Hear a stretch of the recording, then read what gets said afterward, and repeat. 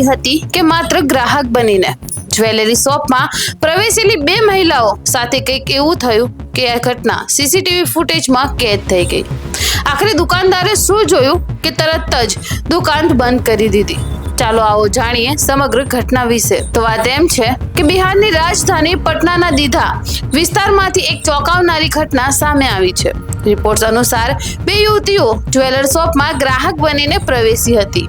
બંને માસ્ક પહેરેલા હતા અને સામાન્ય ગ્રાહકોની જેમ જ દુકાનમાં દાગીના જોવા લાગી હતી. પરંતુ થોડાક સમય પછી દુકાનના માલિકને તેમની હરકતો પર શંકા થવા લાગી. કહેવાય છે કે યુવતીઓ દુકાનનું બારીકીથી નિરીક્ષણ કરી રહી હતી અને તેમની ચાલચલન સામાન્ય ગ્રાહકો જેવી નહોતી લાગી રહી. શંકા વધતા દુકાનદારે તરત જ સાવચેતી દાખવી તેમણે બહારથી દુકાનનો દરવાજો બંધ કરી દીધો. અન્ય લોકોને જાણ કરી આ દરમિયાન બંને યુવતીઓ અંદર જ ફસાઈ ગઈ. આ સમગ્ર ઘટના દુકાનમાં લાગેલા સીસીટીવી કેમેરામાં કેદ થઈ ગઈ.